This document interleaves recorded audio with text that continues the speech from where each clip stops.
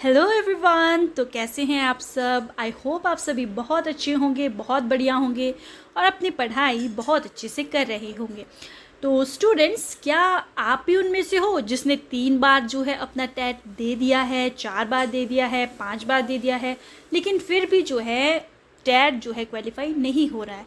या फिर आप उनमें से हो जो 80 पे अटक जा रहे हैं, 85 पे अटक जा रहे हैं, 83 पे अटक जा रहे हैं और उससे आगे आपकी गाड़ी बढ़ ही नहीं रही है? फिर आप उनमें से हो जो चाहते हो कि जो 2025 का दिसंबर वाला टेट है ये आपका पहला और आखिरी अटेम्प्ट हो, यानी आप इसको पहली बार में ही क्रैक करना चाहते हो। तो आप बहुत ही सही जगह आए हो, बहुत सही प्लेटफॉर्म पे आए हो और ये वीडियो आप सभी के लिए है। तो देखिए स्टूडेंट्स, मैं जानती हूँ बहुत सारे ऐसे बच्चे हैं जो बहुत परेशान हैं क्योंकि उनको समझ ही नहीं आ रहा है कि जो ये टेट का पैटर्न है ये है क्या।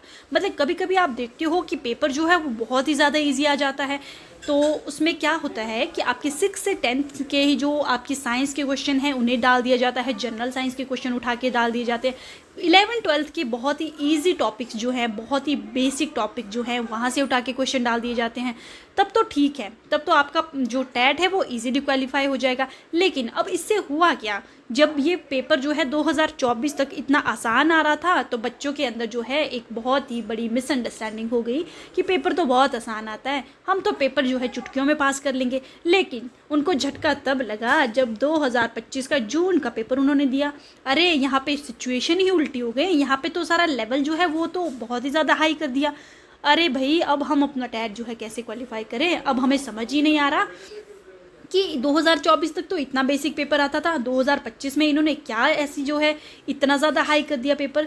तो देखिए स्टूडेंट, आपको घबराने की कोई ज़रूरत नहीं है, आप बहुत सही जगह आए हो। यहाँ पे आपको प्रॉपर गाइडेंस मिलने वाली है, आपको जो है आपकी सारी प्रॉब्लम्स का हल यहाँ पे मिलने वाला है।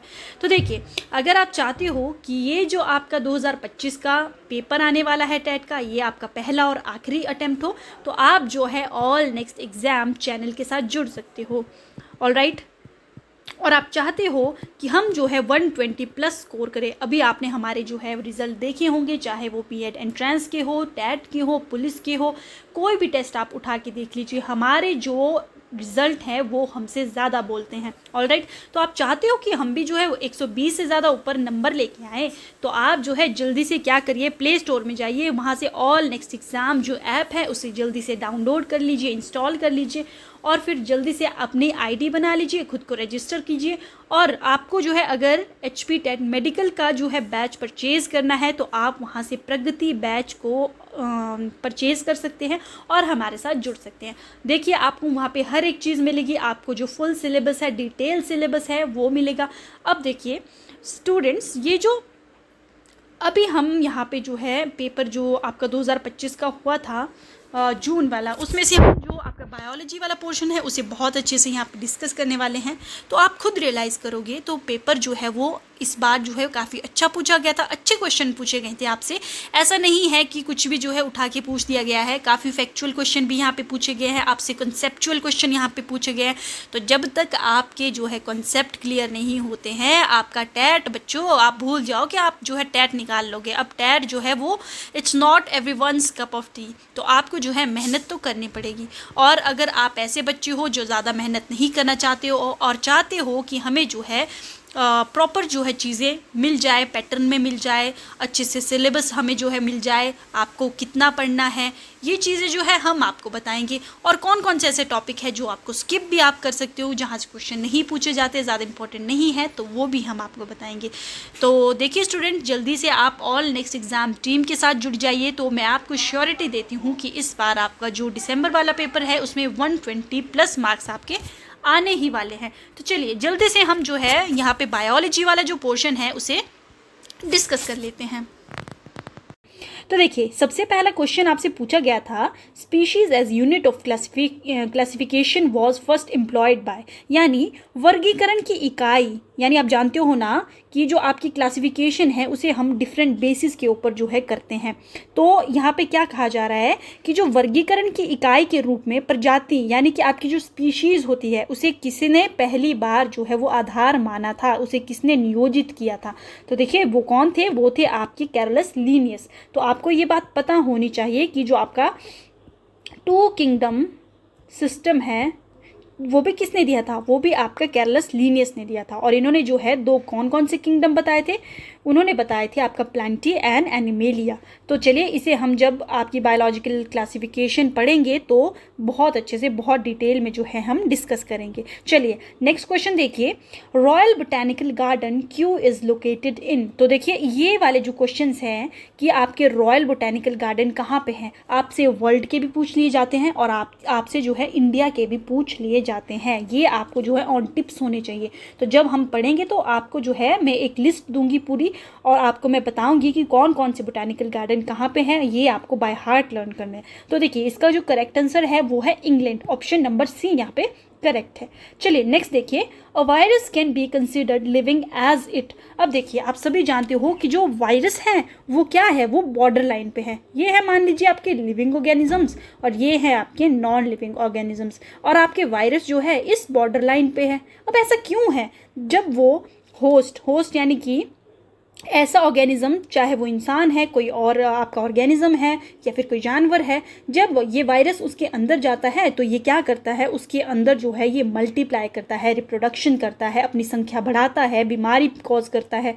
ऑलराइट, लेकिन जैसे ये होस्ट के बाहर है तो ये नॉन लिविंग जैसा एक्ट करता है, लेकिन जैसे ही ये किसी होस्ट के अंदर चला जाता है तो ये जो है लिविंग ऑर्गेनिज्म की तरह एक्ट करता है, यानी ये क्या करता है, मल्टीप्लाई करता है, बीमारियां कॉज करता है। तो देखिए यहाँ पे क्या आंसर हो जाएगा, रिप्रोड्यूस इनसाइड होस्ट। यानी कि इसमें क्या बोला जा रहा है, एक वायरस जो है उसे हम किस बेसिस पे लिविंग कह सकते हैं, क्योंकि ये क्या करता है, जब होस्ट की बॉडी के अंदर जाता है तो रिप्रोड्यूस करता है, मल्टीप्लाई करता है, अपना नंबर बढ़ाता है, आपने देखा होगा।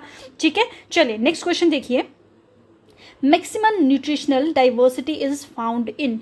यानी कि आपसे पूछा जा रहा है अधिकतम पौष्टिक विविधता में कौन सा यहाँ पे जो है पाया जाता है। तो आपको ये पता होना चाहिए कि जो आपके मोनेरा है, जो आपके पास मोनेरा है, इनकी जो न्यूट्रिशनल डाइवर्सिटी है वो सबसे ज़्यादा है। यानी कि ये ऑटोट्रोफ्स भी हैं, ऑटोट्रोफ्स यानी कि ये अपना खाना खुद से भी बना सकते हैं। अब ये जो है ऑटोट्रोफ्स भी दो टाइप के होते हैं, एक है आपके पास फोटो ऑटोट्रोफ्स और दूसरा है आपके पास कीमो ऑटोट्रोफ्स।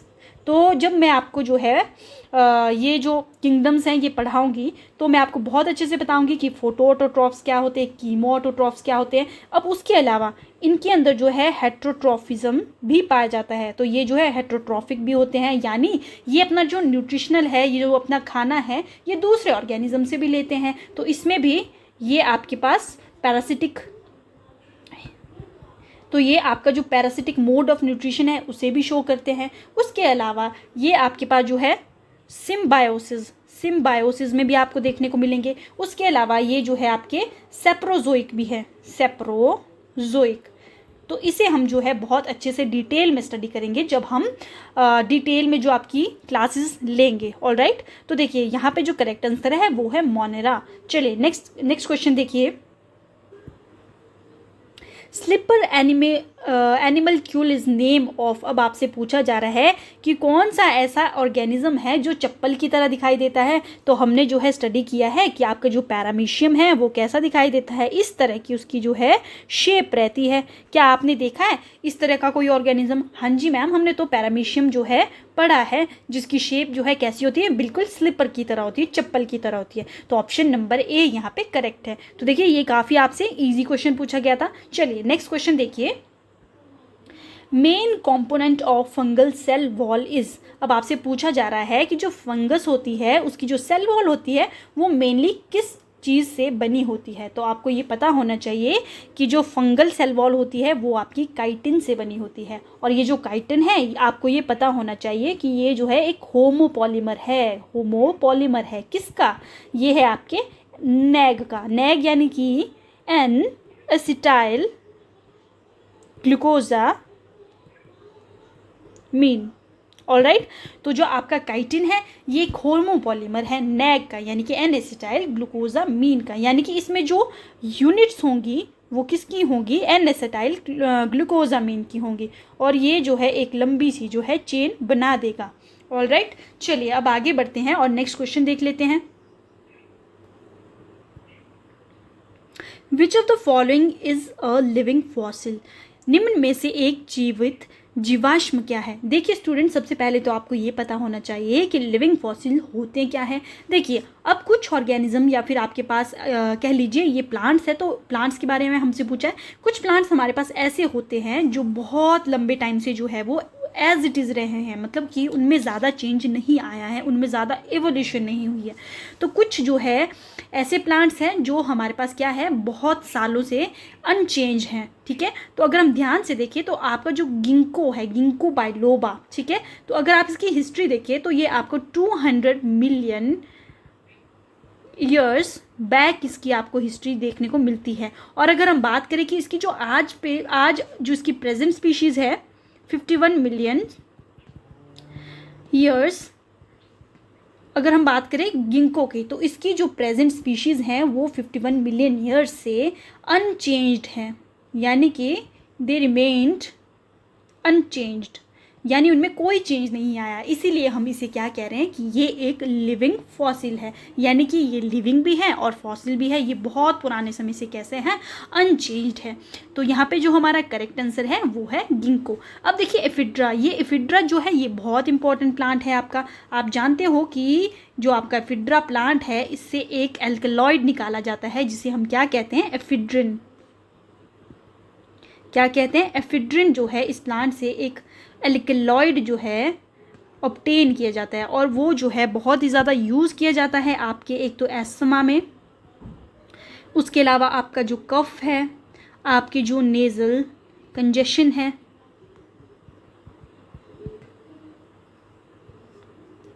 Bronchitis, fever. तो देखिए आपने देखा कि जो आपका एफिड्रा है उसकी कितनी ज़्यादा मेडिसिनल वैल्यू है। तो देखिए आपको ये चीज़ें पता होनी चाहिए। और अब देखिए नेक्स्ट आपके पास क्या है, टेक्सस। अब ये जो टेक्सस है आपने देखा होगा जब आपने ग्रेजुएशन करी होगी, टेक्सस बेकाटा, तो इसका जो यूज़ है इससे जो है क्या निकाला जाता है, टेक्सोल निकाला जाता है, जो कि कैसा होता है, एंटी कैंसरस। उसके अंदर कौन सी प्रॉपर्टी होती है, एंटी कैंसरस। तो इसे जो है एज मेडिसिन में यूज़ किया जाता है। अब बच गया आपके पास एबीज। तो आपने देखा होगा एबीज पिंड्रो, उसका यूज़ जो है हम फर्नीचर में करते हैं, आपकी कोई कंस्ट्रक्शन वर्क है उसके लिए कर लेते हैं। तो देखा आपने कि इनकी जो है कितनी ज़्यादा इकोनॉमिक इम्पोर्टेंस है। तो चलिए अब नेक्स्ट क्वेश्चन हम देखेंगे।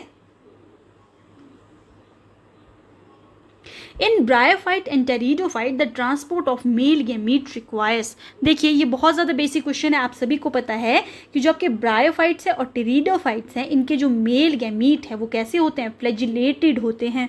कैसे होते हैं, फ्लैजिलेटेड होते हैं, उनमें फ्लैजिला प्रेजेंट होते हैं, यानी वो मोटाइल होंगे।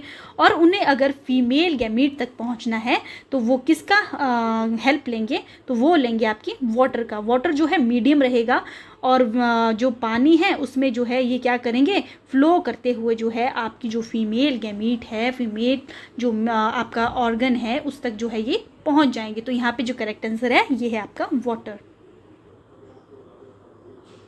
तो आपके जो ब्रायोफाइट्स और टेरिडोफाइट्स हैं इसके मेल गैमीट को आप क्या कहते हो, एंथीरोजॉइड्स, एंथीरोजॉइड्स। और आपकी जो फीमेल सेक्स ऑर्गन होगा उसे आप कहोगे आर्कीगोनियम। ये आर्कीगोनियम जो है आपकी फीमेल जो गैमीट है उसे प्रोड्यूस करेगा, और वहाँ तक पहुँचने के लिए आपके जो एंथीरोजॉइड है ये पानी का सहारा लेते हैं। चलिए अब आगे बढ़ते हैं। नेक्स्ट क्वेश्चन है आपके पास, animal having single opening for mouth and anus is. तो देखिए जब भी आपने जो है एनिमल किंगडम पढ़ा होगा तो आपने एक चीज़ पढ़ी होगी कि जो आपके फ्लैट वर्म्स होते हैं यानी प्लेटी हेलमिन्ट्स, जिसे आप फ्लैट वर्म्स भी कहते हो, आपको पता होगा उनमें जो लेवल ऑफ ऑर्गेनाइजेशन है, लेवल ऑफ ऑर्गेनाइजेशन वो क्या होता है, ब्लाइंड सैक। ब्लाइंड सैक यानी, अब ब्लाइंड सैक क्या होता है मैम, ब्लाइंड सैक का मतलब होता है, आपने बोरी देखी है, बोरी में क्या होता है, सिर्फ ऊपर से जो है एक ओपनिंग होती है, बाकी जो है कोई ओपनिंग नहीं होती। तो बस वही इसका मतलब है, यानी कि सिर्फ यहाँ पे एक ही आपका अपर्चर प्रेजेंट होगा, एक ही यहाँ पे ओपनिंग प्रेजेंट होगी जो माउथ का भी काम करेगी और एनस का भी काम करेगी। तो अब आप मुझे बताइए इन चारों ऑप्शन में से कौन सा ऐसा ऑप्शन है जिसमें आपको प्लेटीहेल्मिन्थ्स का या फिर फ्लैटवर्म का एग्जाम्पल दिख रहा है, यानी कि उसका मेंबर दिख रहा है। तो अगर आप ध्यान से देखिए, फिशियोला हेपेटिका आपने पढ़ा है ना, तो फिशियोला जो है आपका क्या है, एक फ्लैटवर्म है। तो इसके अंदर जो है आपकी लेवल ऑफ ऑर्गेनाइजेशन कौन सी होगी, ब्लाइंड सैक। तो ऑप्शन नंबर सी यहाँ पे करेक्ट हो जाएगा। चलिए नेक्स्ट क्वेश्चन देखते हैं। Locomotory organ of annelids are. अब आपको पता है जो आपके एनेलिड्स हैं, यानी आपका जैसे कि अर्थवर्म हो गया, आपके हिरुडिनेरिया हो गया। तो मैंने आपको जब ये पढ़ाया था तो आप जानते हो कि जो सीटे और पैरापोडिया है ये दोनों ही क्या करते हैं, अर्थवर्म में लोकोमोशन में हेल्प करते हैं। और आपकी जो सकर्स हैं ये किसको हेल्प करते हैं, ये करते हैं आपके हिरुडिनेरिया को। और ये किस में हेल्प करते हैं, अर्थवर्म को लोकोमोशन में, अर्थवर्म्स को लोकोमोशन में। तो ये जो तीनों ही ऑप्शन है ये करेक्ट है। तो यहाँ पे आपका कौन सा करेक्ट ऑप्शन बन जाएगा, option number D, all of these. चलिए नेक्स्ट क्वेश्चन देखिए।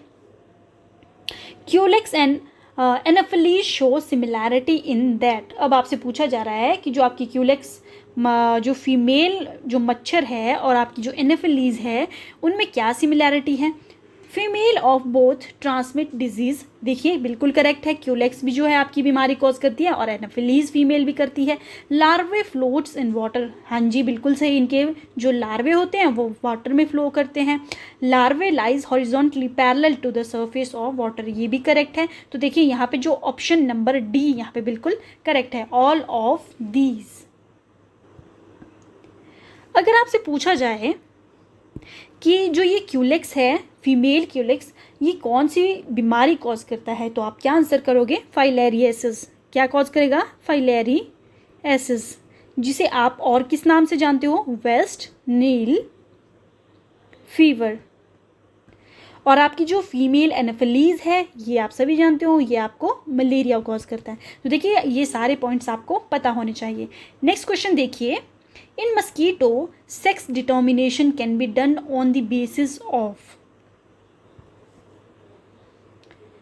तो अब आपसे पूछा जा रहा है कि जो आपके पास फीमेल जो मस्कीटो है और जो मेल मस्कीटो है उसमें आप किस तरह से जो है उनकी मॉर्फोलॉजी के बेसिस पे उनको उनका जो सेक्स है उसे डिटरमाइन करेंगे। तो देखिए सबसे पहले जो ऑप्शन है आपके पास है साइज़ ऑफ विंग, ये इनकरेक्ट है क्योंकि जो साइज़ ऑफ विंग है इसे देख के आप ये नहीं पता लगा सकते कि कौन सा मच्छर जो है मेल है और कौन सा फीमेल है। नेक्स्ट है एंटीने। तो देखिए जो एंटीना है इससे आप पता लगा सकते हो क्योंकि जो मेल होते हैं, जो आपके मेल होते हैं उनके जो एंटीने होते हैं वो कैसे होते हैं, बुशियर, यानी वो बहुत ज़्यादा बुशी होते हैं।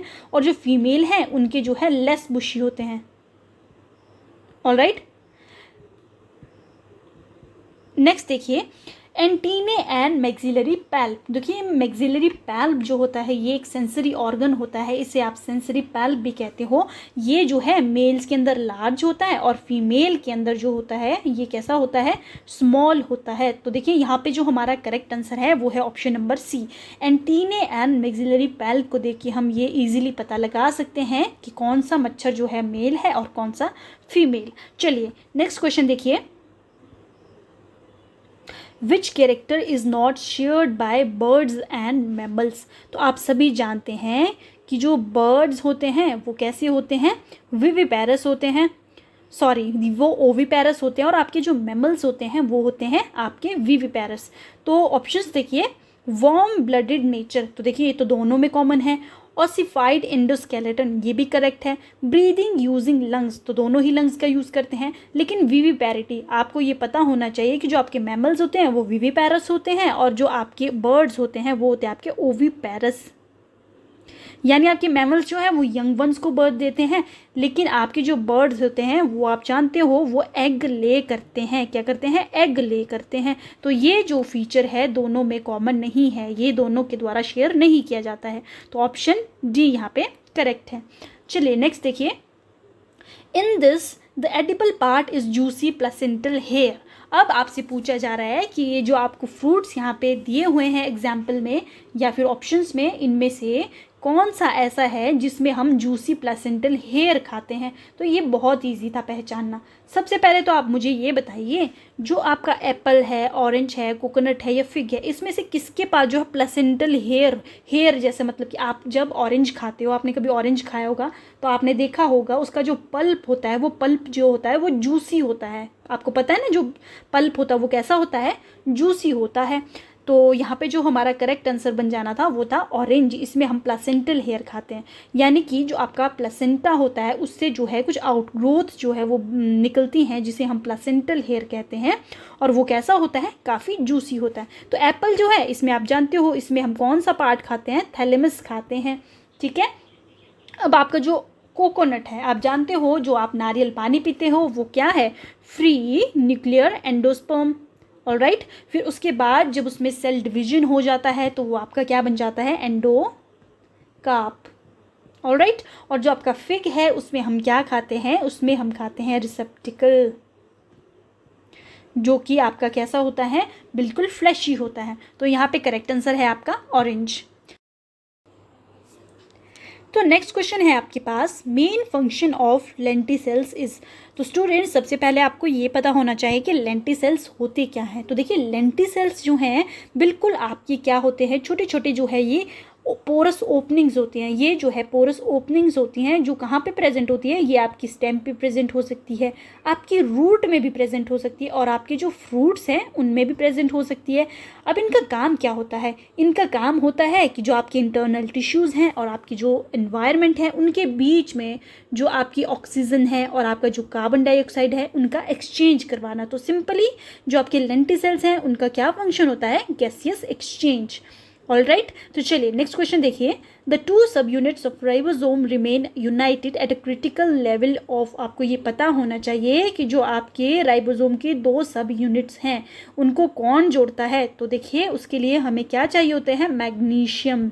ठीक है, तो मैग्नीशियम, ऑप्शन नंबर डी यहाँ पे करेक्ट हो जाएगा। नेक्स्ट है,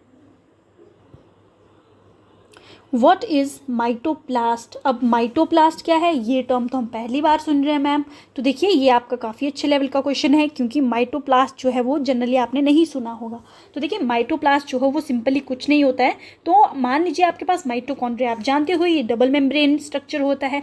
तो जब आपका जो माइटोकॉन्ड्रिया है उसकी जो आउटर मेम्ब्रेन होती है वो क्या कर जाती है? लीव कर जाती है, और आपके पास क्या बच जाता है? मैट्रिक्स और इनर आपकी मेम्ब्रेन। तो इनर जो आपकी मेम्ब्रेन है प्लस मैट्रिक्स जो है आपके पास बच जाता है, और आउटर मेम्ब्रेन जो है वो क्या कर देती है?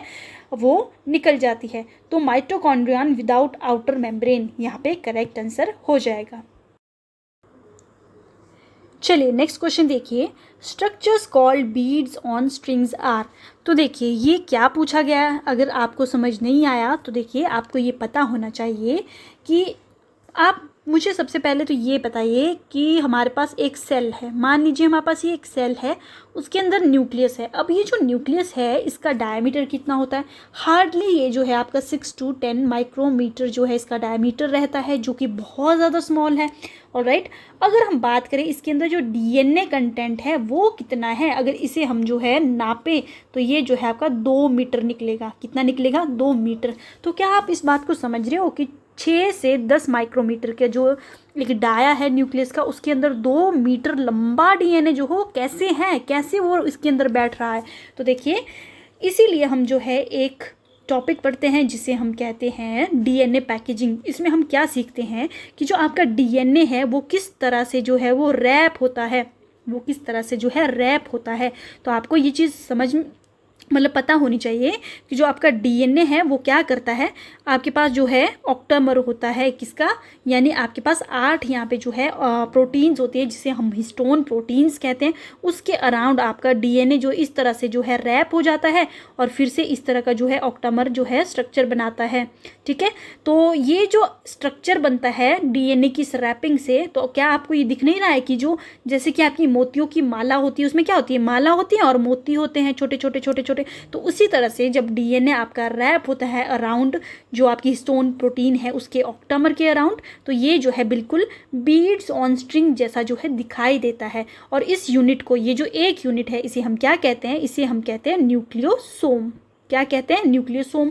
तो अब न्यूक्लियोसोम की अगर हम बात करें तो न्यूक्लियोसोम आपका क्या हो जाएगा, basic structural unit of DNA packaging. यानी जब आपने डीएनए की पैकेजिंग की है तो उसकी जो है स्मॉलेस्ट यूनिट कौन सी है जो आपकी कैसी है, फंक्शनल है, तो ये एक आपका न्यूक्लियोसोम कहलाएगा। तो यहाँ पे जो आपका करेक्ट आंसर है वो क्या है, न्यूक्लियोसोम, ऑप्शन नंबर ए।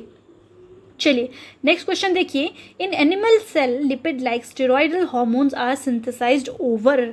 अब आपसे पूछा जा रहा है कि जो स्टेरॉइडल लाइक जो लिपिड लाइक स्टेरॉइडल हार्मोन्स होते हैं उसे कौन सिंथेसाइज करता है। तो आप सभी जानते हो जो आपकी स्मूथ एंडोप्लाज्मिक रेटिकुलम होती है उसका काम होता है लिपिड या फिर लिपिड लाइक जो भी आपके स्टेरॉइडल हार्मोन्स होते हैं उन्हें सिंथेसाइज करना। और आपकी जो रफ एंडोप्लाज्मिक रेटिकुलम है ये किसको सिंथेसाइज करता है, ये आपके प्रोटीन्स को सिंथेसाइज करता है। और लिपिड या फिर लिपिड की तरह जो आपके स्टेरॉइडल हार्मोन्स होते हैं उन्हें कौन सिंथेसाइज करता है, स्मूथ एंडोप्लाज्मिक रेटिकुलम। चलिए नेक्स्ट क्वेश्चन देखिए, a pure protein should normally have. अब एक प्रोटीन है उसके पास कितने एंड्स होते हैं तो आप सभी जानते हो, एक होता है एन टर्मिनस और एक होता है आपके पास सी टर्मिनस। मान लीजिए ये आपके अमाइनो एसिड्स हैं, ऑलराइट। तो अब अमाइनो एसिड जो है उसका एक एंड जो है उसे हम कहते हैं एन टर्मिनस, जिसमें आपका जो है अमीन ग्रुप लगा होता है NH2 और एक तरफ आपका COOH यानी कार्बोक्सिलिक एसिड, जिसे हम कहते हैं सी टर्मिनस। तो एक हो गया आपके पास एन टर्मिनस और दूसरा है आपके पास सी टर्मिनस। ये दो एंड्स जो हैं आपकी जो प्रोटीन है उसके पास प्रेजेंट होते हैं, तो करेक्ट आंसर हो जाएगा 2 एंड्स। नेक्स्ट देखिए, स्वीटेस्ट शुगर इज। तो कौन सी शुगर ऐसी हैं जो सबसे ज़्यादा स्वीटेस्ट होती है, फ्रक्टोज, ग्लूकोज, लैक्टोज या फिर मेनोज। तो देखिए फ्रूट शुगर जो होती है आपकी फ्रक्टोज वो सबसे ज़्यादा स्वीटेस्ट होती हैं। Next question you have is activity of an enzyme is least affected by. अब एक एंजाइम है उसकी एक्टिविटी जो है कौन सा ऐसा फैक्टर है जो सबसे कम जो है प्रभावित करता है। तो टेम्परेचर तो बहुत ज़्यादा प्रभावित करता है, बहुत ज़्यादा इफेक्ट करता है। टेम्परेचर जो है आपको बहुत ही एक ऑप्टिमम होना चाहिए तभी आपका जो कोई एंजाइम है वो काम करता है। नेक्स्ट देखिए, कंसंट्रेशन ऑफ सबस्ट्रेट, ये भी आपके लिए मतलब कि मायने रखती है। कंसंट्रेशन ऑफ एंजाइम्स ये भी इंपॉर्टेंट है। Original activation energy of the system, तो ऑप्शन नंबर डी यहाँ पे करेक्ट हो जाएगा। जो आपकी ओरिजिनल एक्टिवेशन एनर्जी है सिस्टम की ये ज़्यादा अफेक्ट नहीं करेगी एंजाइम की एक्टिविटी को। नेक्स्ट क्वेश्चन देखिए, which pair of nitrogenous base is wrongly matched. तो देखिए आपको पता होना चाहिए कि आपके जो एडेनिन एंड ग्वानिन है ये आपके क्या है, प्यूरिन्स हैं। और आपके थाइमीन, यूरेसिल एंड साइटोसिन ये आपके पायरिमिडिन्स हैं। ये क्या है, आपके पायरिमिडिन्स हैं। तो यहाँ पे अगर आप ध्यान से देखें, ग्वानिन एंड एडेनिन ये प्यूरिन्स हैं, थाइमीन, यूरासिल ये आपके क्या है, ये पायरिमिडिन्स हैं, ये भी करेक्ट है। एडेनिन एंड थाइमीन ये आपके प्यूरिन्स हैं, तो ये आपका यहाँ पे इनकरेक्ट है। यूरेसिल एंड साइटोसिन ये आपके पिरिमिडिन्स हैं। तो देखिए यहाँ पे जो करेक्ट आंसर है वो आपका ऑप्शन नंबर सी, ये जो है आपको गलत पेयर दे रखा है। नेक्स्ट देखिए, energy has been stored but the cell differentiated due to some specific condition, the stage is called G0। अब आप जानते हो G0 स्टेज आपकी रेस्टिंग स्टेज भी होती है। तो हमने जो है सेल डिवीजन जब बहुत अच्छे से पढ़ा था तो हमने इस स्टेज के बारे में भी बहुत अच्छे से पढ़ा था। तो नेक्स्ट क्वेश्चन देखिए, main protein of mitotic spindle is. तो जो आपकी माइटोटिक स्पिंडल की जो प्रोटीन है जिससे माइटोटिक स्पिंडल बने होते हैं वो है आपकी ट्यूबुलिन प्रोटीन। नेक्स्ट है आपके पास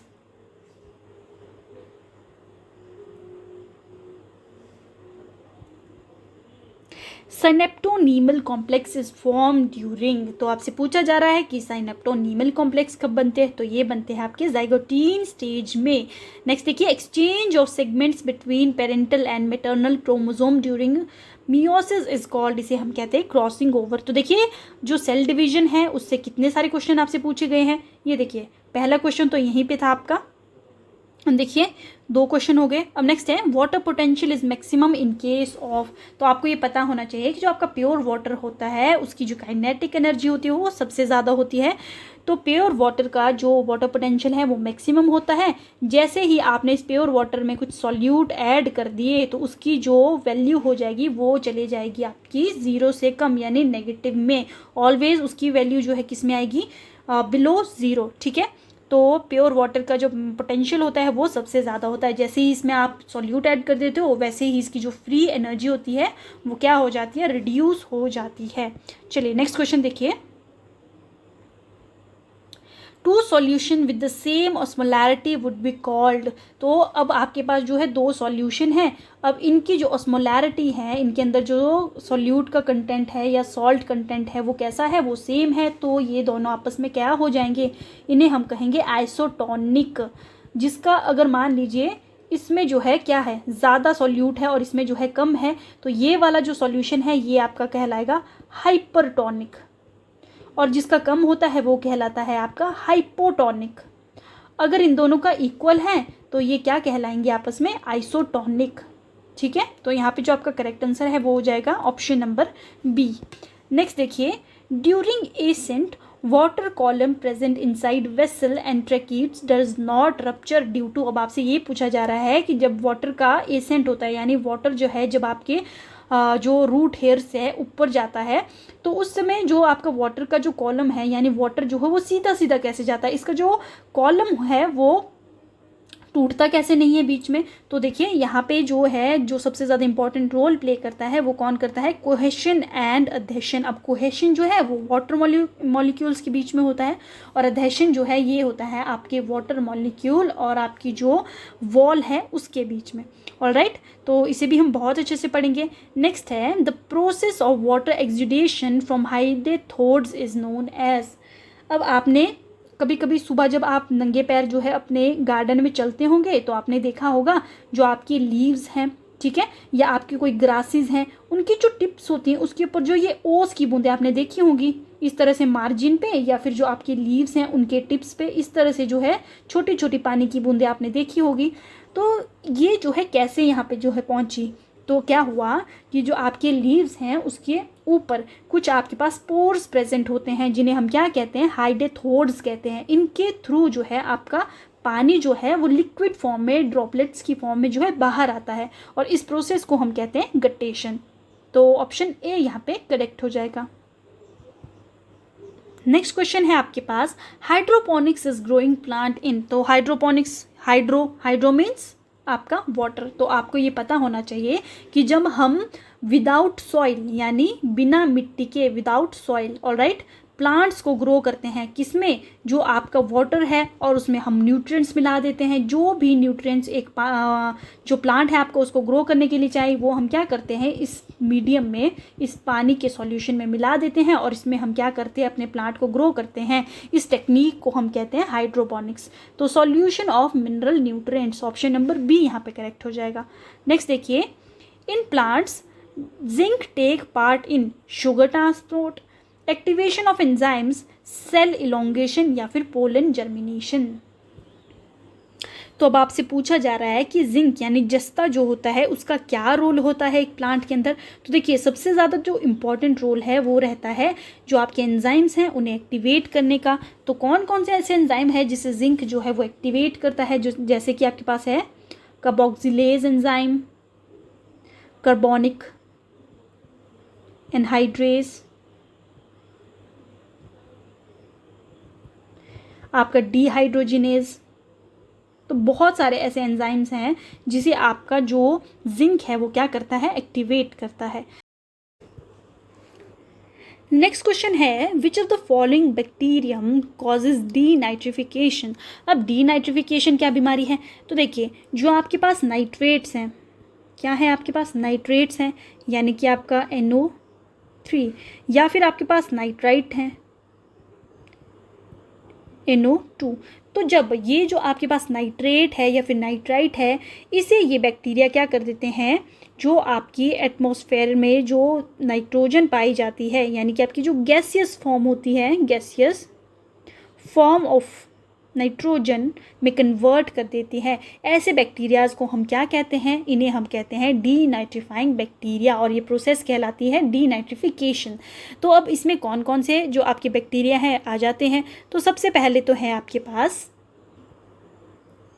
स्यूडोमोनास। तो स्यूडोमोनास जो है आपका एक डीनाइट्रीफाइंग बैक्टीरिया है। उसके अलावा देखिए थायोबैसिलस,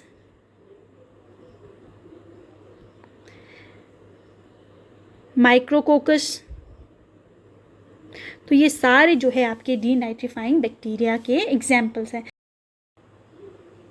नेक्स्ट क्वेश्चन है विच पेयर इज रॉन्ग?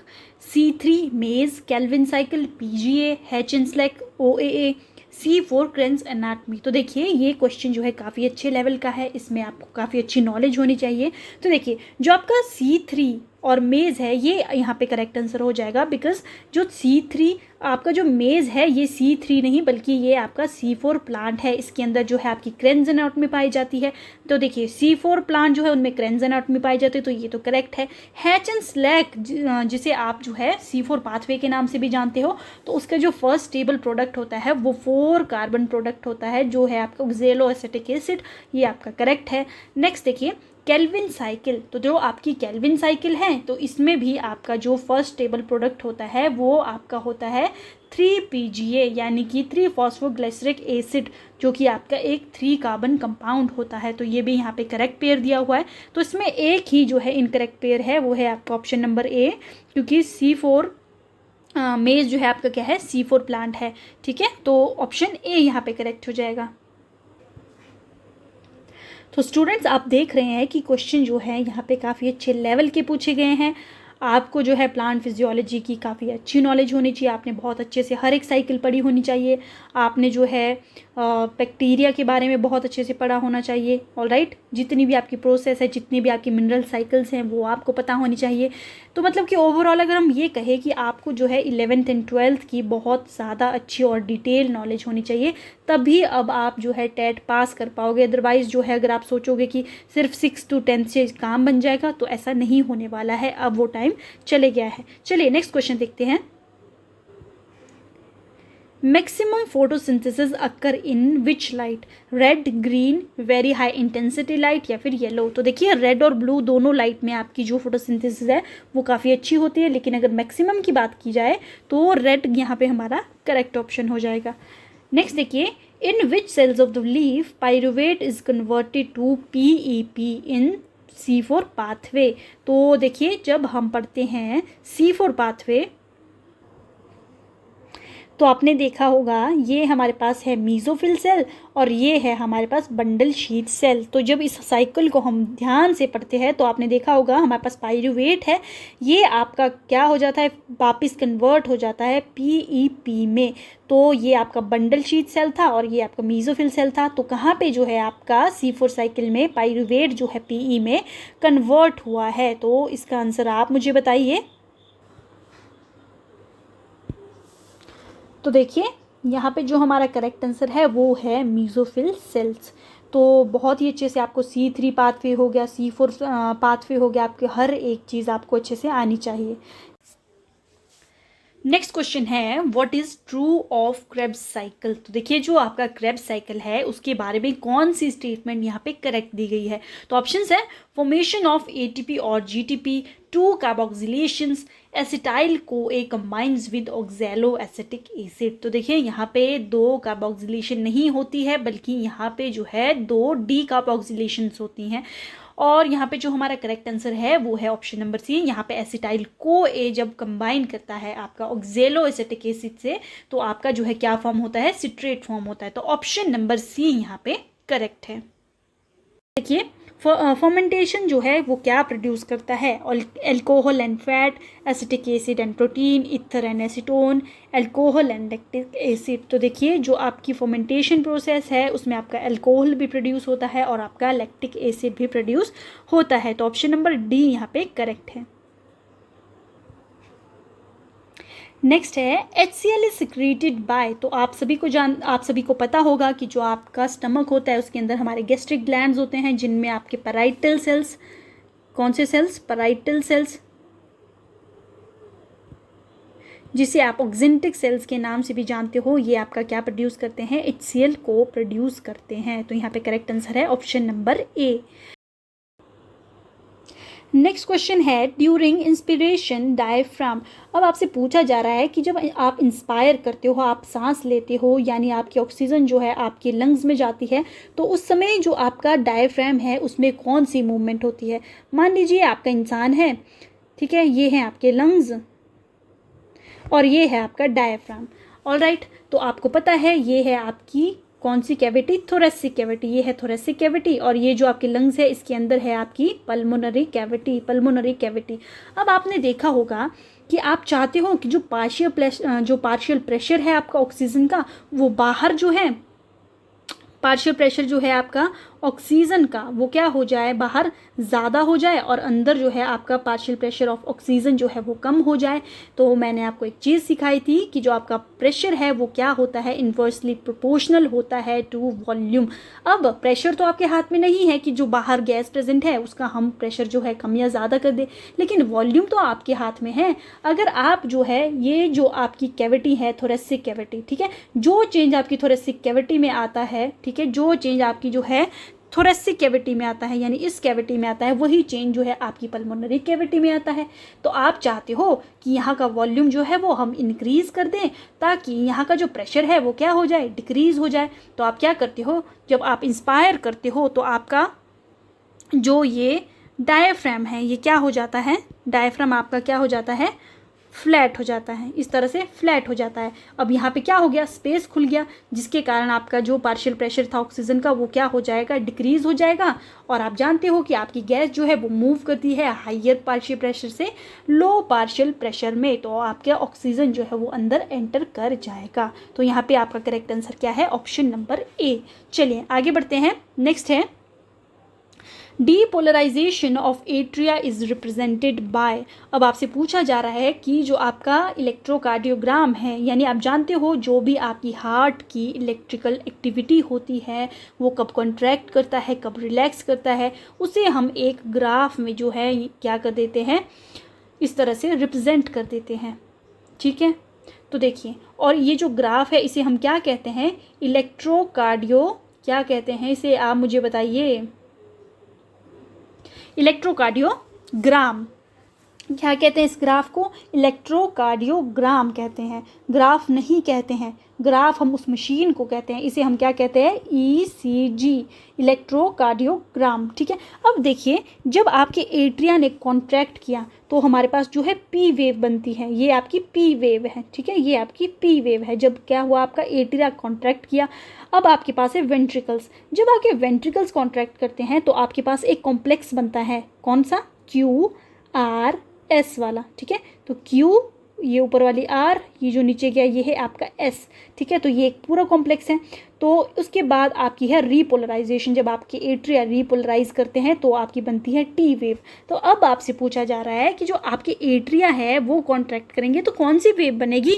ये तो बहुत सिंपल है मैम, P वेव बनेगी। तो ऑप्शन नंबर ए यहाँ पे करेक्ट हो जाएगा। चलिए नेक्स्ट देखिए, ADH controls water permeability of. अब ADH है क्या, एंटी डायूरेटिक हार्मोन, जिसे आप वेसोप्रेसिन के नाम से भी जानते हो। ये आपका हाइपोथैलेमस क्या करता है, बनाता है, लेकिन जो आपका पोस्टीरियर पिट्यूटरी होता है वो क्या करता है, इसे स्टोर करके रखता है।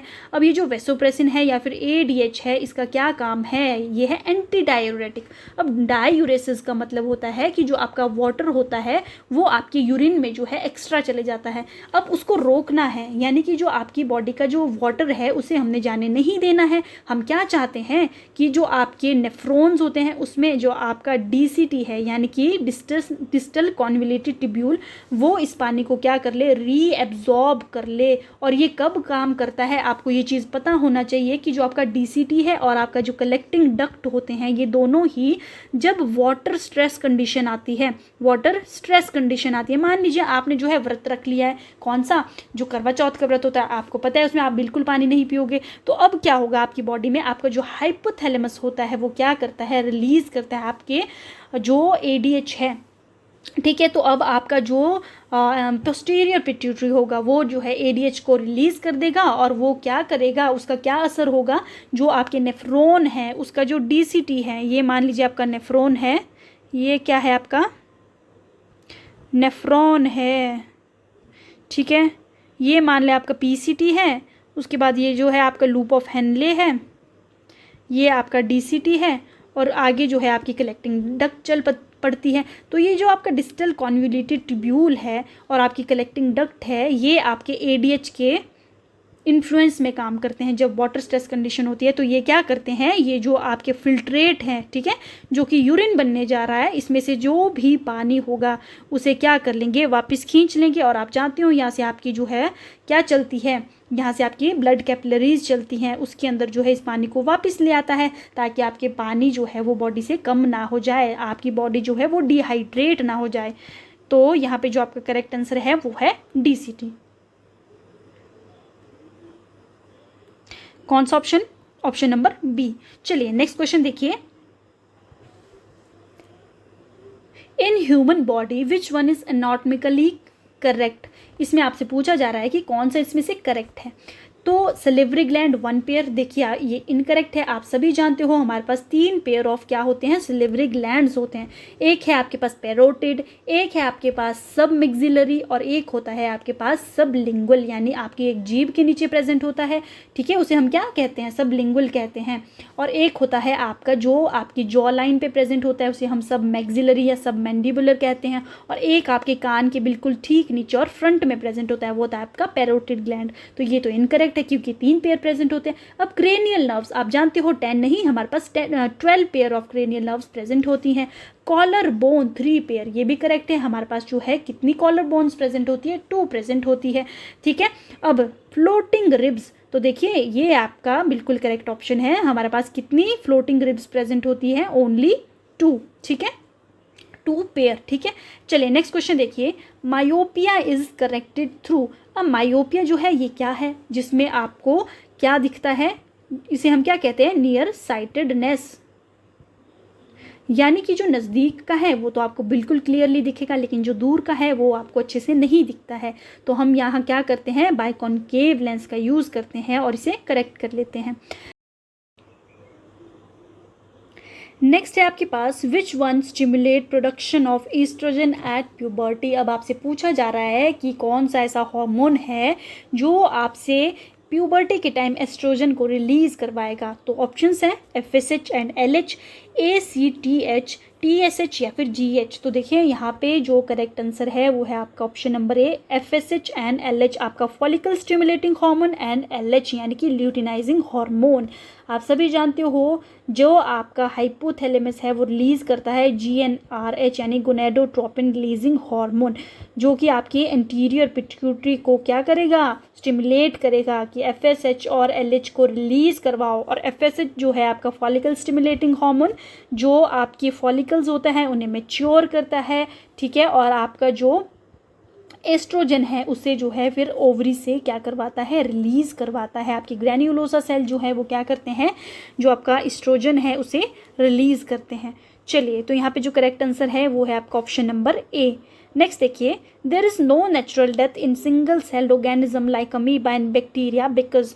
अब आपसे पूछा जा रहा है कि जो सिंगल सेल ऑर्गेनिज्म होते हैं जैसे कि आपके बैक्टीरिया है, अमीबा है, ठीक है, इनकी जो है कभी भी डेथ नहीं होती है। तो आपने देखा था इनकी डेथ क्यों नहीं हो रही है, क्योंकि मान लीजिए ये आपके पास क्या है, ये एक बैक्टीरिया है मान लीजिए, तो ये क्या करते हैं, जो पेरेंट बॉडी होती है वो क्या करते हैं, एक रिप्रोडक्टिव यूनिट की तरह काम करती है, वो स्प्लिट हो जाती है और 2 डॉटर सेल जो है वो बना देती है। तो इसमें क्या हुआ, जो पेरेंट की बॉडी थी वो तो जो है डॉटर की बॉडी में जो है आगे चली गई। तो पेरेंट की बॉडी ख़त्म थोड़ी ना हो रही है, वो तो स्प्लिट होके नए जो है सेल बना रही, फिर ये आगे और स्प्लिट होंगे, ये और आगे पास जो है आगे बैक्टीरिया बनाएंगे। तो इसीलिए कहा जाता है कि जो आपके सिंगल सेल ऑर्गेनिज्म होते हैं वो क्या होते हैं, उनमें कभी डेथ नहीं होती है।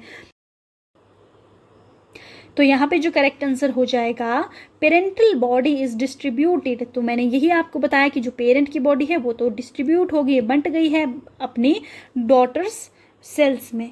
चलिए नेक्स्ट क्वेश्चन देखते हैं, which one is triploid, megaspore, embryo, endosperm या फिर माइक्रोस्पोर। तो इनमें से कौन सा जो है ऐसा स्ट्रक्चर है जो ट्रिप्लॉइड होता है, वो होता है आपका एंडोस्पर्म।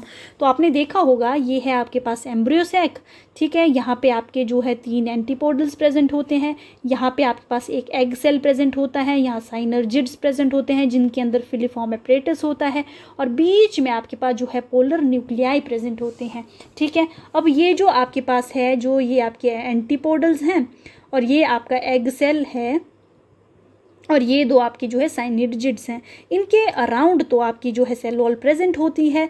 तो आपके पास जो है कितने जो है यहाँ पे सेल हो गए, 1 2 3 4 5 6, लेकिन जो आपके पोलर न्यूक्लियाई होते हैं इनके अराउंड कोई सेल वॉल प्रेजेंट नहीं होती है, कोई इनके बाहर जो है सेल नहीं प्रेजेंट, आपका सेल वॉल प्रेजेंट नहीं होती है। तो यहाँ पे हमारे पास 7 सेल प्रेजेंट होते हैं, 7 सेल प्रेजेंट होते हैं। और अगर हम न्यूक्लियस की बात करें तो हमारे पास यहाँ पे कितने न्यूक्लियस है, 8 न्यूक्लियस प्रेजेंट है, ठीक है। अब होता क्या है, जो आपका मेल गैमीट आएगा, मेल गैमीट आ रहा है पोलन ट्यूब के थ्रू, ठीक है। यहाँ पे आपके पास 2 मेल गैमीट है, तो एक साइनर्जिड यहाँ पे जो आपका मेल गैमीट है उसके एंटर होने से पहले टूट जाता है, फिर जैसे ही इसने अंदर एंटर की पोलन ट्यूब ने, तो एक मेल गैमीट तो आपका जो है एग सेल के साथ फ्यूज़ करता है और दूसरा जो है आपका किसके साथ फ्यूज़ करता है, पोलर न्यूक्लियाई के साथ। तो ये आपके पास कैसा था पहले ही, ये आपके पास ये जो है कंबाइन हो जाता है, ये जो पोलर न्यूक्लियाई होते हैं ये आपस में कंबाइन हो जाते हैं और एक डिप्लॉयड स्ट्रक्चर जो है बना देते हैं। अब आपका जब यहाँ पे मेल गैमीट भी आया तो इसने इसके साथ फ्यूज़ किया, तो हमारे पास जो है कैसा स्ट्रक्चर बन गया, ट्रिप्लॉयड स्ट्रक्चर बन गया। तो जो आपका एंडोस्पर्म होता है ये क्या होता है, आपका ट्रिप्लॉयड स्ट्रक्चर होता है। और ये किस में होता है ट्रिप्लॉयड, एंजियोस्पर्म्स में, ये भी आपको याद रखना है, ठीक है। क्योंकि जो आपके एंजियोस्पर्म्स होते हैं उसमें जो आपका एंडोस्पर्म होता है वो कब बनता है, वो फर्टिलाइजेशन यानी कि वो जो है फ्यूजन के बाद बनता है।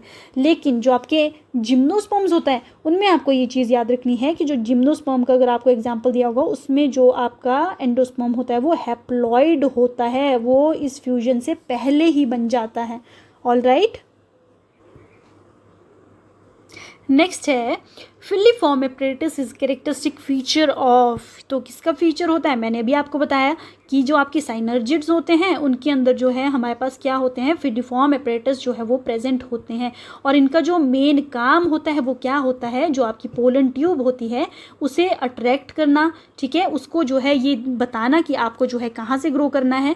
तो जो आपके साइनर्जिड्स होते हैं एक तो ये जब टूटते हैं तो न्यूट्रिशन प्रोवाइड करते हैं, और आपको ये भी याद रखना है कि एक साइनर्जिड जो है वो आपकी जो पोलन ट्यूब है उसकी एंट्री से पहले ही टूट जाता है, और दूसरा जो है जब आपकी पोलन ट्यूब जो है एंटर करती है उसके बाद टूटता है। तो ये न्यूट्रिशन प्रोवाइड करता है, प्लस आपकी जो पोलन ट्यूब है उसे डायरेक्शन बताता है कि आपको जो है वो कहाँ से एंट्री करनी है, ठीक है। तो ऑप्शन नंबर डी यहाँ पे करेक्ट है।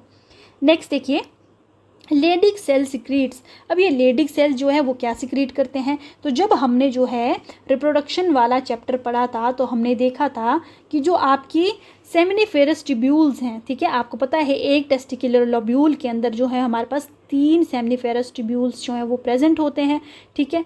तो ये वाला जो स्पेस होता है ना, इन तीनों सेमिनिफेरस ट्यूब्यूल्स के बीच में, इस स्पेस को हम जो है इंटरस्टिशियल स्पेस कहते हैं, इंटरस्टिशियल स्पेस। और ये जो इंटरस्टिशियल स्पेस है यहाँ पे कुछ सेल्स प्रेजेंट होते हैं जिसे हम क्या कहते हैं, इंटरस्टिशियल सेल कहते हैं, इंटरस्टिशियल सेल्स कहते हैं, या फिर इसे हम लेडिक सेल बोलते हैं। और यही वाले जो सेल्स होते हैं ये आपके टेस्टोस्टेरोन हार्मोन को सिक्रीट करते हैं, ये चीज़ आपको याद रखनी है। चलिए नेक्स्ट देखिए, part of Fallopian tube close to ovary is. अब आपसे पूछा जा रहा है कि जो आपकी ओवरीज हैं उसके सबसे ज़्यादा नज़दीक कौन सा वाला पार्ट होता है। तो मान लीजिए ये है आपका ओवरी, ये है आपके पास, ठीक है, ये मान लीजिए आपका यूट्रस है। अब ये है आपके पास ओवरी, ये आपकी ओवरी है, ठीक है, ये आपकी ओवरी है और ये आपकी फिम्ब्रे हैं। ये क्या है, फिम्ब्रे हैं। यहाँ पे जो है एक इस तरह का छेद होता है जिसे ऑस्टियम कहते हैं, यहाँ से आपका जो एग है वो अंदर एंटर करता है। तो ये वाला जो हिस्सा है सबसे नज़दीक जो ओवरी के है उसे हम इनफंडिबुलम कहते हैं। उसके आगे ये जो हिस्सा है इसे हम एम्प्यूला कहते हैं। इस एम्प्यूला में ही आपके एग और स्पर्म की फर्टिलाइजेशन होती है, फ्यूजन होता है। और ये वाला जो हिस्सा है जो आपके यूट्रस के नज़दीक है इसे हम इस्थमस कहते हैं।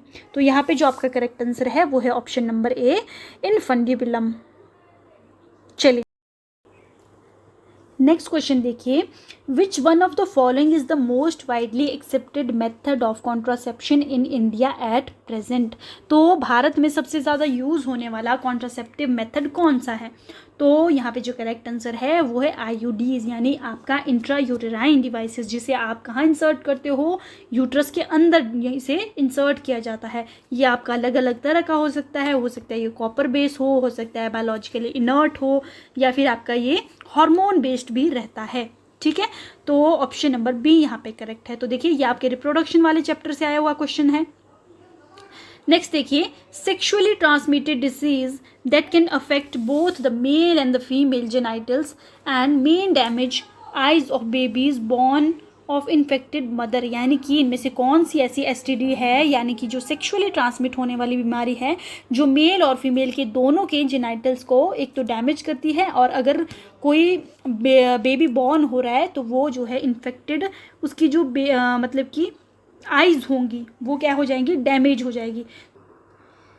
तो यहाँ पे जो करेक्ट आंसर है वो है ऑप्शन नंबर बी, गोनोरिया। और ये जो गोनोरिया है ये एक बैक्टीरियल डिजीज़ है। ये कैसे आपकी स्प्रेड होती है? ये होती है कौन से बैक्टीरिया के through? Nigeria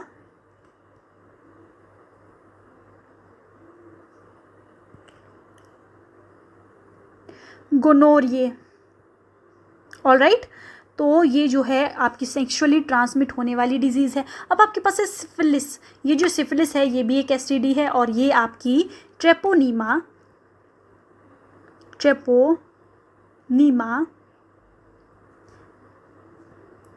pallidum,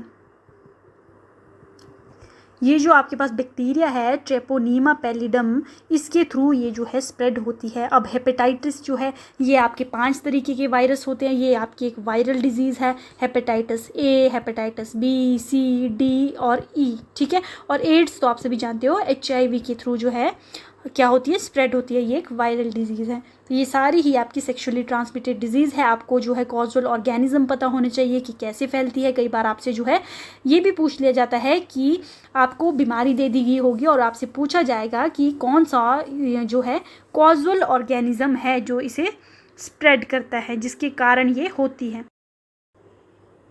next question है, J.G. Mendel was. अब जो आपके ग्रेगर जॉन मेंडल थे वो कौन थे? तो वो जो है एक तो नेचुरलिस्ट थे और वो आपके ऑस्ट्रियन मॉन्क थे। कौन थे? Austrian monk. Option number C यहाँ पे करेक्ट है। नेक्स्ट है, in human blood grouping the term ABO is used instead of ABC because O refers to. अब O जो है वो किस चीज़ को रेफर करता है? No antigen on RBCs, other antigen besides A and B। तो देखिए आपकी जो RBC है, ठीक है, ये है, मान लीजिए आपके पास RBC। अब उसके ऊपर जो है उसकी जो मेम्ब्रेन होती है उसके ऊपर जो है हमारे पास कुछ एंटीजन जो है प्रेजेंट होते हैं। अब इन एंटीजन को क्या कहते हैं? हम सेल्फ एंटीजन्स कहते हैं। ये कौन से एंटीजन्स होते हैं? सेल्फ एंटीजन होते हैं, यानी इनके अगेंस्ट आपकी बॉडी कोई भी जो है एंटीबॉडीज़ नहीं बनाती है। जो आपके पास एंटीजन प्रेजेंट होगा उसका ऑपोजिट एंटीबॉडी जो है आपकी बॉडी बनाती है। तो अब ये O जो है इसका मतलब होता है कि जो आपकी प्लाज्मा मेम्ब्रेन है इसके ऊपर कोई भी एंटीजन प्रेजेंट नहीं होता है। तो ऑप्शन ए यहाँ पे करेक्ट हो जाएगा, नो एंटीजन ऑन RBCs। चलिए नेक्स्ट क्वेश्चन देखते हैं। खुराना जो है he was awarded Nobel prize for discovering DNA, discovering RNA, chemical synthesis of gene, या फिर डिस्कवरिंग DNA पॉलीमर्स। तो देखिए उन्हें जो है केमिकल सिंथेसिस ऑफ जीन के लिए नोबेल प्राइज जो है दिया गया था। तो ऑप्शन सी यहाँ पे करेक्ट है।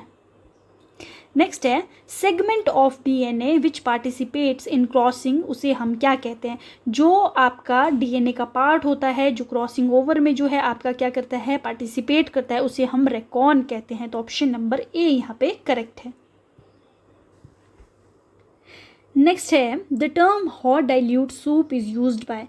तो देखिए ये कितना अच्छा क्वेश्चन पूछा गया है कि किसने जो है हॉट डाइल्यूट सूप जो टर्म है इसका यूज़ किया था। तो आपके जो JBS हॉल्डेन है उन्होंने हॉट डाइल्यूट सूप जो है ये किसे कहा था, जो आपका प्रिमिटिव अर्थ था, जो प्रिमिटिव आपके पास ओशियन था, प्रिमिटिव जो आपके पास ओशियन था जिसमें आपके ऑर्गेनिक मॉलिक्यूल्स प्रेजेंट थे, ऑर्गेनिक मॉलिक्यूल जिससे आपकी फिर बाद में लाइफ ओरिजिनेट हुई थी। तो उसे जो है हॉट डाइल्यूट सूप टर्म को दिया गया था, किसके द्वारा, JBS हॉल्डेन के द्वारा। नेक्स्ट है human ancestors who left cave painting वर।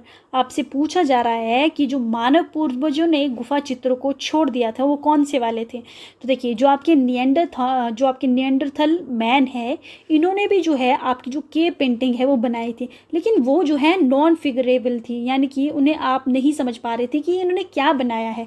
और इनकी जो पेंटिंग है वो मिलती है आपकी 65,000 ईयर्स अगो, ठीक है, 65,000 साल पहले की इनकी जो है केव पेंटिंग मिलती है और वो मिलती है आपकी स्पेन में, सबसे पुरानी जो है ओल्डेस्ट। लेकिन जो आपके क्रो मैग्नोन मैन हैं इनकी जो पेंटिंग्स हैं वो मिलती है आपको 50,000 से 10,000 पहले की। और इन्होंने जो है आपके ह्यूमंस हो गए या फिर आपके एनिमल्स हो गए,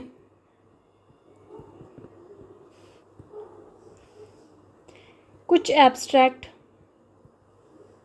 पेंटिंग जो आपको मिलती है, और इन्होंने जो है एक रिच जो लेगेसी होती है वो जो है वो छोड़ के गए हैं आपके कौन, क्रो मैग्नोन। तो यहाँ पे आपका जो करेक्ट आंसर बनेगा वो क्रो मैग्नोन बनेगा। नेक्स्ट देखिए Darwin finches these are good examples of. अब आपसे पूछा जा रहा है कि जो डार्विन फिंचेस है वो किसका बहुत अच्छा एग्जाम्पल है। तो देखिए ये है आपके अडेप्टिव रेडिएशन और आप कह सकते हो डाइवर्जेंट इवोल्यूशन। यानी कि इसमें क्या हुआ कि आपके पास जो है एक एंसेस्ट्रल स्पीशीज़ थी, आपके पास एक एंसेस्ट्रल स्पीशीज़ थी, अब उसे जो है बहुत ही ज़्यादा हार्श एनवायरनमेंट मिला, ठीक है, खाने के लिए उनके पास कुछ नहीं बचा था।